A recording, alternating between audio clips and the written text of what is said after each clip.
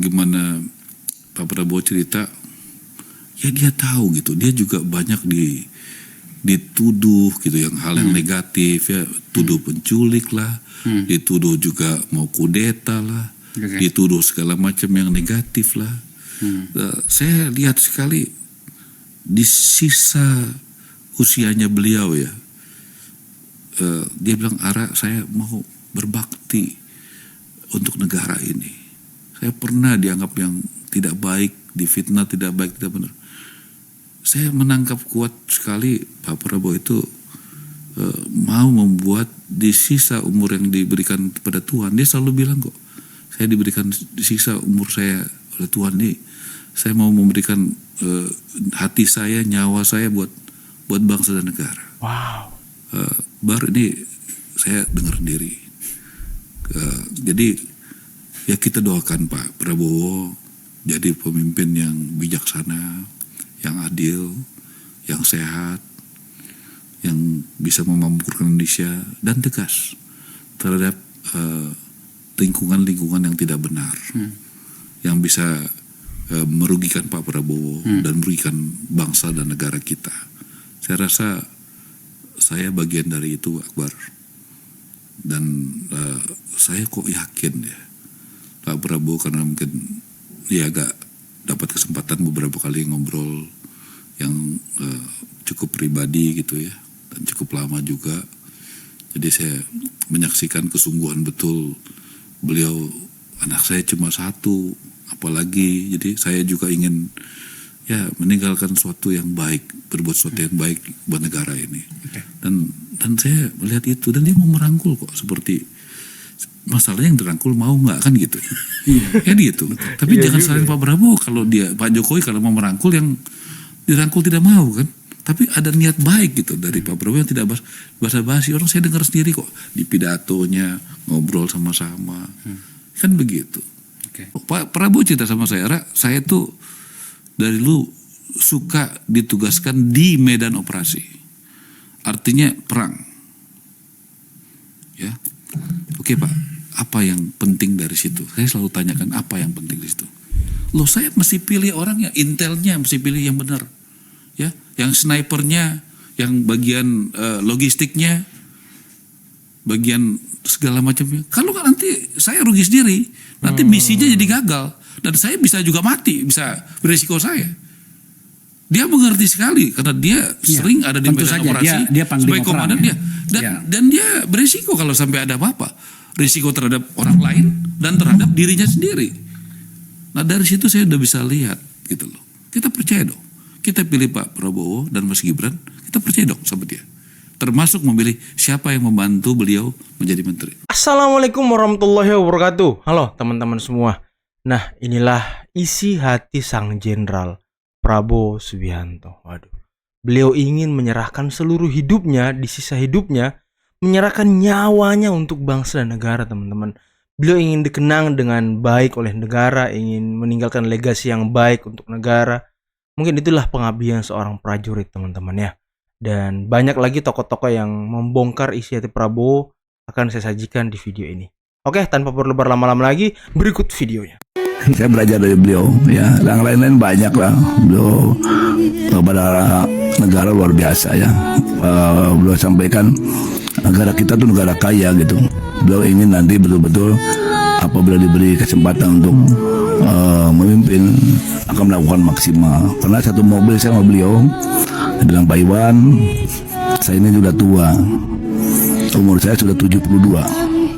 Kalau saya diberikan rezeki dari ridho dari Allah tahun depan itu jadi presiden, umur sudah 73, 5 tahunnya 70 sudah tua, dia bilang. Tapi saya ingin diberikan kesempatan oleh Yang Maha Kuasa atas dukungan rakyat, ingin memberikan yang saya punya untuk negara Indonesia. Saya semua sudah punya, kemudian dia materi aku punya. Tempat juga, tempat pelatihan di Hambalang itu hampir 400 hektar, 200 ya. Ini akan saya berikan untuk pendidikan. Saya terenyuh gitu. Untuk apa saya nanti tidak dibawa mati semua yang saya punya. Ingin saya dibalut nanti oleh merah putih, peti jenazah saya untuk dimasukkan ke liang lahat itu. Luar biasa, saya mau nangis dengarnya gitu. Beliau atensi kepada sesama ya. Kalau ada acara, beliau tanyain supir udah makan belum? Ajudan udah makan belum? Bayangin aja. Oh. Kadang beliau ngecek sendiri, itu salah satunya. Itu yang care kecil ya. Yang lain-lainnya beliau kemarin sowan kepada senior-senior yang dulu sebelumnya berhadapan ya. Itu kan luar biasa. Aduh, teman-teman.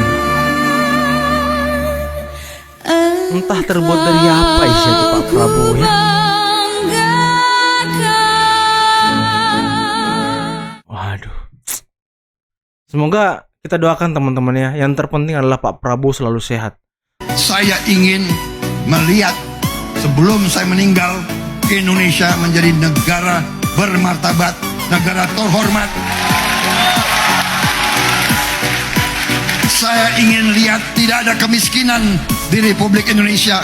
Saya ingin lihat anak-anak Indonesia kuat, gembira, senyum, orang tuanya gembira. Itu, Mbak Nana, itu yang mendorong saya. Kalau Anda minta refleksi saya tidak mau bangsa saya dihina terus. Saya ingin bangsa saya terhormat, berdiri di atas kaki sendiri. Saya ingin melihat adik-adik saya ini semua, nanti kau pakai mobil buatan Indonesia. Kau naik motor buatan Indonesia. Kau pakai jam buatan Indonesia. Kau pakai sabun buatan Indonesia.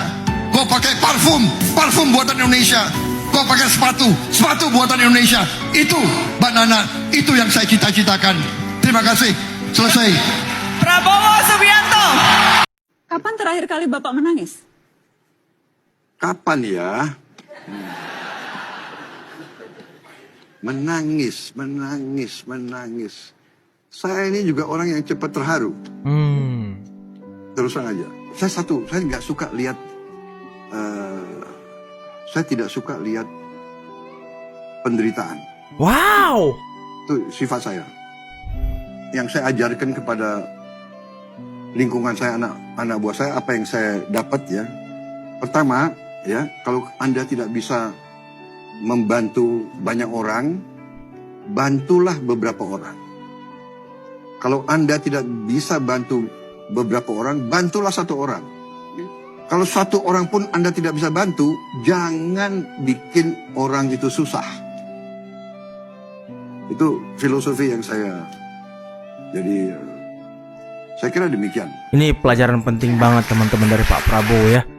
Bantulah, kalau Anda tidak bisa bantu semua orang, bantulah sebagian cuy. Kalau Anda tidak bisa bantu sebagian, bantulah satu orang. Kalau Anda tidak bisa membantu, jangan bikin susah. Wah, ini bagus banget teman-teman ya. Pengalaman saya ya, diolok-olok itu kan nggak sakit. Begini ya, kita bersyukur kita hidup dengan baik ya. Kita bersyukur pemberian Tuhan. Diolok, dihina, dihujat, difitnah.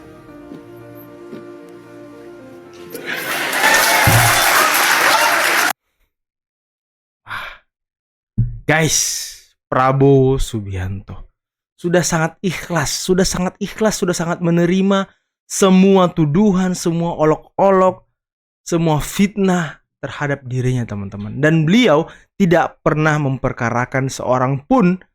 Kalau ada yang memfitnah dia, kalau ada yang mengolok-olok dia, tidak pernah diperkarakan cuy.